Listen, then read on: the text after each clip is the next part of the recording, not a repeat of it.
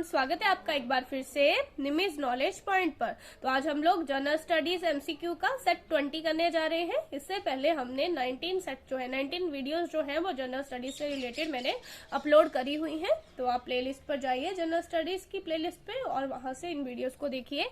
किसी भी competitive exam की अगर आप तैयारी कर रहे हैं तो ये एमसीक्यूज जो है ये आपके लिए बहुत इंपॉर्टेंट है, तो आप इनको जरूर तैयार करके जाए। अगर वीडियो अच्छी लगेगी तो वीडियो को लाइक करना है, चैनल पर नए हैं तो चैनल को सब्सक्राइब करना है और वीडियो को अपने फ्रेंड्स के साथ शेयर भी करना है। तो स्टार्ट करते हैं। फर्स्ट क्वेश्चन है मॉन्टेग्यू चेम्सफोर्ड की रिपोर्ट। मॉन्टेग्यू चेम्सफोर्ड की जो रिपोर्ट है भारतीय परिषद अधिनियम 1909 का आधार बनी, या फिर भारत सरकार अधिनियम 1919 का आधार बनी, या फिर भारत सरकार अधिनियम 1935 का आधार बनी, या इनमें से कोई नहीं। ठीक है, तो मॉन्टेग्यू चेम्सफोर्ड की जो रिपोर्ट थी वो भारत सरकार अधिनियम 1919 का आधार बनी थी। ये आपको याद रखना है। आपको याद रखना है कि ब्रिटिश सरकार जो है वो समय समय पर, जिस टाइम पे भारत में ब्रिटिश राज था उस टाइम पे ब्रिटिश सरकार जो है वो समय समय पर नए नए अधिनियम जो है वो भारत के लिए लाती रहती थी। ठीक है, तो उन्हीं में से एक अधिनियम था भारत सरकार अधिनियम 1919, जो मॉन्टेग्यू चेम्सफोर्ड रिपोर्ट पर आधारित था। ठीक है, इनकी रिपोर्ट के ऊपर आधारित था। अब आपको याद रखना है इनमें ये जो मॉन्टेग्यू है, ठीक है, जो मॉन्टेग्यू है ये कौन थे उस टाइम पे? तो ये उस टाइम पे भारतीय सचिव थे। ठीक है, भारतीय सचिव थे ये उस टाइम पे। और अगर आपसे पूछा जाएगा चेम्सफोर्ड जो है ये उस टाइम पे भारत के वायसराय थे। तो ये भी आपको याद रखना है। ठीक है, मॉन्टेग्यू चेम्सफोर्ड के रिपोर्ट के आधार पर जो है भारत सरकार अधिनियम 1919 लाया गया था। ठीक है, जिसमें बोला गया था कि भारत में हम उत्तरदायी सरकार की स्थापना करेंगे। तो वो जो है वो था भारत सरकार अधिनियम 1919। नेक्स्ट है, वर्ष 1931 में कांग्रेस के कराची अधिवेशन में मूल अधिकारों का प्रस्ताव का प्रारूप निम्नलिखित में से किसने बनाया?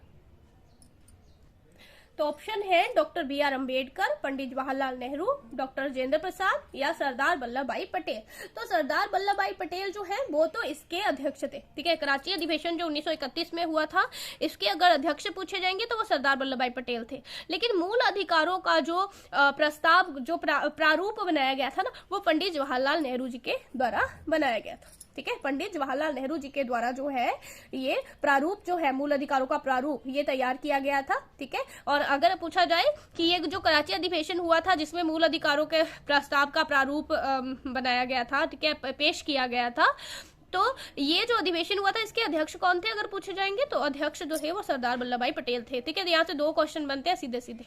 ठीक है, और कब हुआ है कराची अधिवेशन? 1931 में। ठीक है, तो याद रखना है इसमें आपको ये सारे क्वेश्चंस। नेक्स्ट है, अखिल भारतीय राजनीति में गांधी जी का पहला साहसिक कदम था। असहयोग आंदोलन, रॉलेट आंदोलन, चंपारण आंदोलन, या दांडी यात्रा। तो आपको याद रखना है इसमें जो सबसे पहला इनका काम था वो 1917 का चंपारण आंदोलन था। ठीक है, चंपारण आंदोलन था सबसे पहले।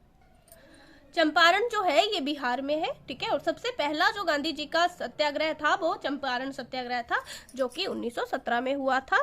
ठीक है, जो 3 कठिया पद्धति अंग्रेज जो गोरे बागान मालिक थे, ठीक है, वो जबरदस्ती जो है लोगों से नील की खेती करवाते थे। ठीक है, 3 कठिया पद्धति वहां पे प्रचलित थी। तो उसी के विरोध में जो है यहाँ पर इन्होंने जो है सत्याग्रह किया था गांधी जी ने। ठीक है, तो आपको याद रखना है 1917 में, सॉरी 17 है ये, 1917। ठीक है, 1917 में जो है ये आंदोलन जो है चंपारण सत्याग्रह जो है वो किया गया था गांधी जी के द्वारा, और गांधी जी का भारत में किया गया ये पहला सत्याग्रह था। ये भी आपको याद रखना है। नेक्स्ट क्वेश्चन है, पुलित्जर पुरस्कार निम्न में से किस एक से संबंधित है? क्या ये पर्यावरण संरक्षण से संबंधित है, या ओलंपिक खेल से संबंधित है, पत्रकारिता से संबंधित है, या नागर विमानन से संबंधित है? ठीक है, तो ये आपको याद रखना है कि ये पत्रकारिता से संबंधित है। ठीक है, पुलित्जर पुरस्कार जो है ये पत्रकारिता की फील्ड में दिया जाता है। कौन प्रदान करता है? तो कोलंबिया विश्वविद्यालय। ठीक है, कोलंबिया विश्वविद्यालय जो है इसको प्रदान करते हैं। ठीक है, विश्वविद्यालय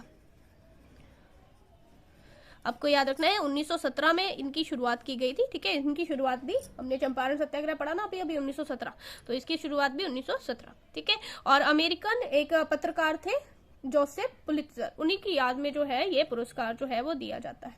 ठीक है। तो हर साल वार्षिक है, ये हर साल दिया जाता है, ठीक है, प्रत्येक वर्ष दिया जाता है, याद रखना है आपको, ठीक है। तो ये पुलित्जर पुरस्कार पत्रकारिता से संबंधित है। पहला पुलित्जर पुरस्कार जो है 1917 में दिया गया था। कोलंबिया विश्वविद्यालय जो है वो इसको प्रदान करता है, ठीक है। तो ये सारी चीजें आपको याद रखनी है।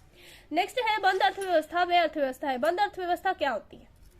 एक होती है खुली अर्थव्यवस्था, एक होती है बंद अर्थव्यवस्था। याद रखना है, जब कोई भी बाहरी आयात निर्यात नहीं हो रहा है, इट मीन्स वो बंद अर्थव्यवस्था है। लेकिन ऐसी अर्थव्यवस्थाएं पाई नहीं जाती है।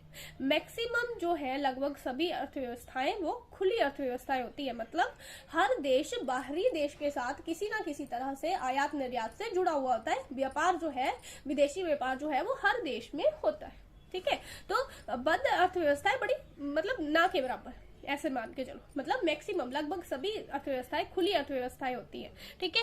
तो अभी मैंने आपको बता दिया बंद अर्थव्यवस्था जहां पर ना तो निर्यात होता है ना ही आयात होता है, ठीक है। बंद अर्थव्यवस्था जहां पे ना निर्यात ना आयात, कोई बाहरी व्यापार नहीं होता है, ठीक है। आत्मनिर्भर अर्थव्यवस्थाएं कहलाती है, वो खुद ही बनाएंगी, खुद ही उत्पादन होता है, खुद ही उपभोग होता है, ठीक है। कुछ भी बाहरी आयात निर्यात, कुछ भी व्यापार नहीं होता है, बंद अर्थव्यवस्था है। तो बोला ये काल्पनिक अर्थव्यवस्थाएं होती है, ये एग्जिस्ट नहीं करती है, ठीक है, क्योंकि लगभग सभी अर्थव्यवस्थाएं खुली अर्थव्यवस्थाएं होती है, ठीक है। हर देश में बाहरी आयात निर्यात पाया जाता है, ठीक है।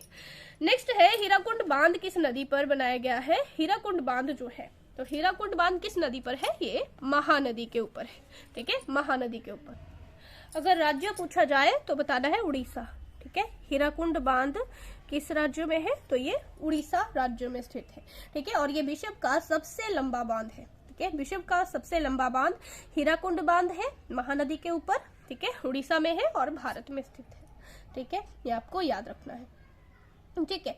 नेक्स्ट क्वेश्चन है निम्न में से भूकंप मापी यंत्र कौन सा है? भूकंप मापी यंत्र को सिस्मोग्राफ बोलते हैं, ठीक है। भूकंप मापी जो यंत्र है उसको सिस्मोग्राफ बोला जाता है, ये आपको याद रखना है। ये भूकंपीय तरंगों की तीव्रता को मापता है, भूकंपीय तरंगों की तीव्रता को मापता है, इसको सिस्मोग्राफ बोलते हैं, आपने याद रखना है इसमें, ठीक है। इसमें 3 स्केल्स होती है। फर्स्ट है रोसी फेरल स्केल, फर्स्ट है। सेकंड जो है वो है मर्केली स्केल, मर्केली, ठीक है, मर्केली स्केल। और जो थर्ड वन है वो है रिएक्टर स्केल, ठीक है, रिएक्टर स्केल, रिएक्टर, ठीक है। ये रिक्टर स्केल भी बोलते हैं, रिक्टर स्केल, ठीक है, रिक्टर स्केल भी बोलते हैं इसको, ठीक है, रिक्टर, ठीक है। तो ये आपको याद रखना है, 3 स्केल है इसकी, ठीक है, रोसीफेरल, मर्केली स्केल और रिक्टर स्केल, ठीक है। सिस्मोग्राफ जो है वो भूकंप मापी यंत्र है। नेक्स्ट है 6 से 14 वर्ष की आयु के सभी बच्चों को शिक्षा का अधिकार किसमें दिया गया है? क्या राज्यों के नीति निर्देशक तत्वों में निहित है, या मूल अधिकारों में निहित है, या सांविधिक अधिकार है, या उपयुक्त में से कोई नहीं? तो ये मूल अधिकार है, ठीक है।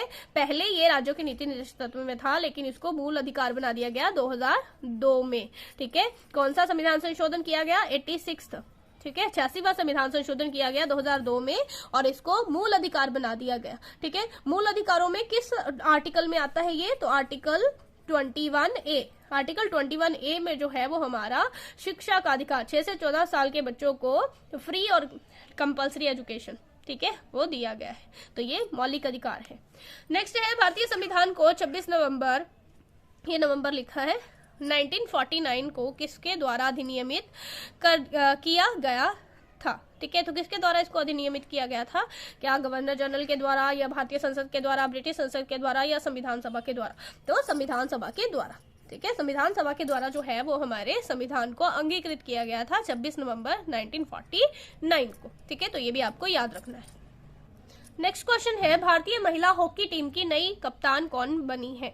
तो नई कप्तान कौन बनी है? वैसे तो इसकी कप्तान है रानी रामपाल, लेकिन वो चोटिल हो गई है, उनको चोट लग गई है, ठीक है। तो उसकी वजह से सविता पुनिया जो है इनको बनाया गया है भारतीय महिला हॉकी टीम की नई कप्तान, ठीक है। नेक्स्ट है मिसेज वर्ल्ड 2022 का खिताब किसने जीता है? तो मिसेज वर्ल्ड 2022 का खिताब जो है वो किसने जीता है? वो जीता है शर्लिन फोर्ड ने।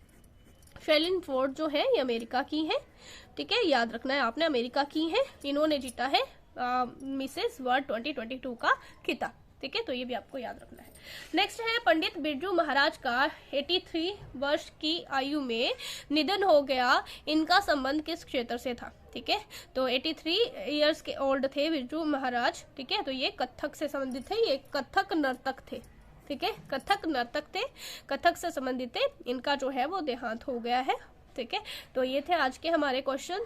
अगर आपको वीडियो अच्छी लगी है प्लीज वीडियो को लाइक करना है, अपने फ्रेंड्स के साथ शेयर करना है, और अगर चैनल पर नए हैं तो चैनल को सब्सक्राइब करें। Thank you.